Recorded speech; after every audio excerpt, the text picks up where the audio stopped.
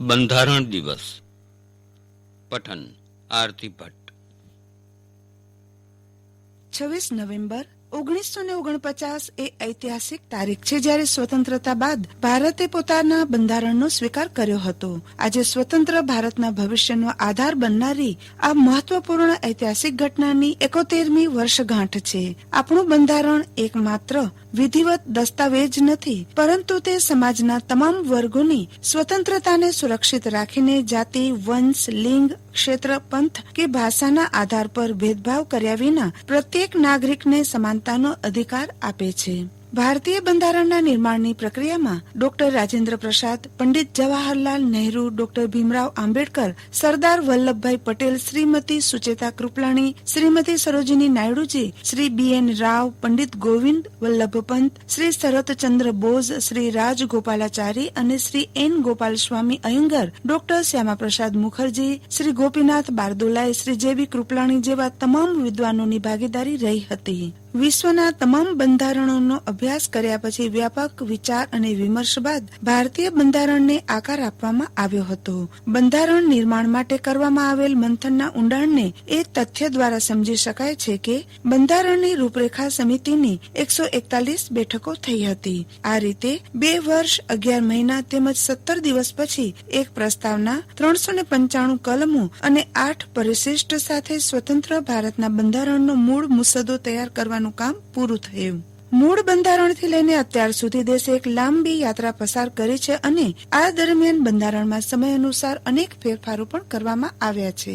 આજે આપણા બંધારણમાં 12 પરિશિષ્ટો સહિત 400 થી વધુ કલમો છે, જે એ વાતના દ્યોતક છે કે દેશના નાગરિકોની વધતી આકાંક્ષાઓને સમાવિષ્ટ કરવા માટેની શાસનની સીમાને કઈ રીતે સમય અનુકૂળ વિસ્તારિત કરવામાં આવી છે. આજે જો ભારતીય બંધારણ સમયના અનેક પડકારો સામે ટક્કર લઈને માત્ર સુદ્રઢ રીતે ઊભું છે અને સાથે સાથે વિશ્વ પટલ પર તેની એક વિશેષ ઓળખ છે, તેનો મુખ્ય શ્રેય આપણા બંધારણ દ્વારા નિર્મિત સુદ્રઢ માળખા અને સંસ્થાગત રૂપરેખાને જાય છે.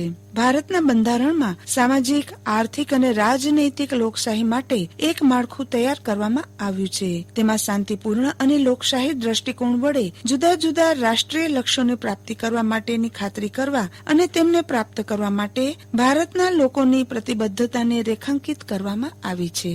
આ બાબત દર્શાવે છે કે આપણા દૂરદર્શી બંધારણ નિર્માતાઓને ભારતીય રાષ્ટ્રવાદમાં અતૂટ વિશ્વાસ હતો. આ બંધારણ સાથે ચાલીને છેલ્લા 7 દાયકાઓમાં આપણે અનેક સિદ્ધિઓ હાંસલ કરી છે. વિશ્વની સૌથી મોટી અને સફળ લોકશાહી હોવાનું ગૌરવ આપણને પ્રાપ્ત છે. 7 દાયકાઓની આ લોકશાહી યાત્રા દરમિયાન દેશમાં લોકસભાના સત્રો અને રાજ્ય વિધાનસભાની 300 થી વધુ ચૂંટણીઓ યોજાઈ ચૂકી છે, જેમાં મતદાતાઓની વધતી ભાગીદારી સફળતાને દર્શાવે છે.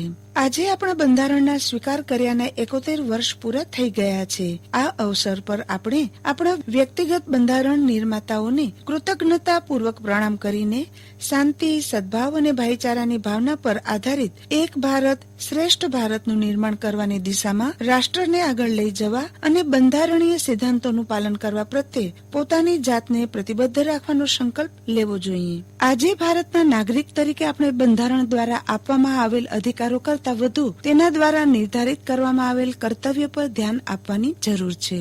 અધિકાર તો આપણી પાસે છે જ અને રહેશે જ, પરંતુ જો આપણે આપણી નાગરિક ફરજોને આત્મસાત કરી શકીએ અને તેને અનુરૂપ પોતાના કાર્ય વ્યવહારને આગળ વધારી શકીએ તો આ સદી નિશ્ચિતપણે ભારતની જ સદી હશે.